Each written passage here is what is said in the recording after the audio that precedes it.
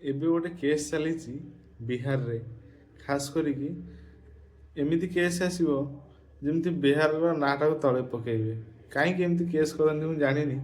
ସେ ପୁଣି କେସ୍ ଆସିଛି ୟୁପିଏସ୍ସି ଲେବୁଲର, ଛୋଟ ମୋଟ କେସ୍ ନୁହେଁ, ଏକଦମ ର୍ୟାଙ୍କ 1 ୟୁପିଏସ୍ସି ଲେବୁଲର କେସ୍ ଆସିଛି।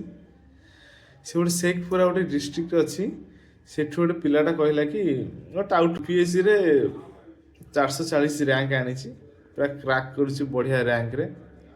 ମୁଁ ତାର ଆଇଏଏସ୍ ଆଇପିଏସ୍ ପୋଷ୍ଟ ଗୋଟେ ମିଳିଯିବ। ଗାଁ ଲୋକ ସବୁ କିଛି କିଛି ହାଲକା ଫୁଲକା ଜାଣିପାରିଲେ, କିଛି କିଛି ପିଲା ବି ଅଛନ୍ତି ଏକଦମ ପୁରା ହାଇଲାଇଟ୍ କରେଇଦେଲେ।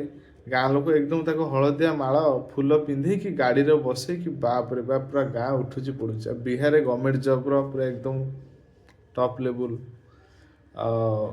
ଯେତେବେଳେ ସବୁ ଜାଣି ସାରିଲେ, ସବୁ ସେଲିବ୍ରେସନ୍ ବଗେରା କରାଇଲେ, ଗାଁ ମୁଖିଆ ବି ଜାଣିଲେ, ଗାଁ ମୁଖିଆ ଜାଣିଲେ, ପୋଲିସ ଷ୍ଟେସନର ଏସ୍ଏଚ୍ଓ ଜାଣିଲେ, ତାଙ୍କର ପୂର୍ବତନ ଏମ୍ଏଲ୍ଏ ବି ସବୁ ଆସିଲେ। ସିଏ ଆସିକି ଗାଁରେ ପୁରା ଧଳା ଆଉ ବ୍ଲାକ୍ ସ୍କର୍ପିଓ ଇନୋଭା ବାପରେ ବାପ। ଆଉ ସେ ଗୋଟେ କଷ୍ଟ କରିକି ପରିଶ୍ରମ କରିକି ଦିନ ମଜୁରିଆଟେ ପାଠ ପଢ଼ିଛିଟି, ଛୋଟ କଥା। ସେ ପୁଣି ଭାଷଣ ଦେଉଛି ମୁଁ ୟୁପିଏସ୍ସି ଆସ୍ପିରାଣ୍ଟ ସବୁ 18 ଘଣ୍ଟା ଲେଖାଏଁ ପାଠ ପଢ଼ନ୍ତି, ମୁଁ 4 ଘଣ୍ଟା, ଜମାରୁ 4 ଘଣ୍ଟା ଲେଖାଏଁ ପାଠ ପଢ଼ିଛି। ମୋର ଭିଜନ୍ ଥିଲା, ଦୂରଦର୍ଶନ ଥିଲା ମୋର। ମୁଁ ଯେତେ କଡ଼ା ମେହନତରେ ବି ମୁଁ 4 ଘଣ୍ଟା ଲେଖାଏଁ ପାଠ ପଢ଼ିଛି। ମୁଁ ଏତେ କଷ୍ଟରେ ପାଇଛି। ହଁ, ପୁରା ତାଳି ମାରିକି ଛିନଛତର ମିଡ଼ିଆ ବାଲା ଏକଦମ ପୁରା ବଡ଼ ବଡ଼ ମିଡ଼ିଆ ବାଲା ସବୁ ଆସିଥିଲେ। ହଁ, ତାପରେ ପିଲା ସବୁ ଜାଣିପାରିଲେ, କିଛି କିଛି ପଢ଼ା ପିଲା ବି ଅଛନ୍ତି ନା, +2 ଲେବୁଲ୍ ଗ୍ରାଜୁଏସନ୍ ପିଲା ସବୁ ଜାଣିପାରିଲେ। ସେ PDF ବାହାର କଲେ, ମେରିଟ୍ ଲିଷ୍ଟ ବାହାର କଲେ।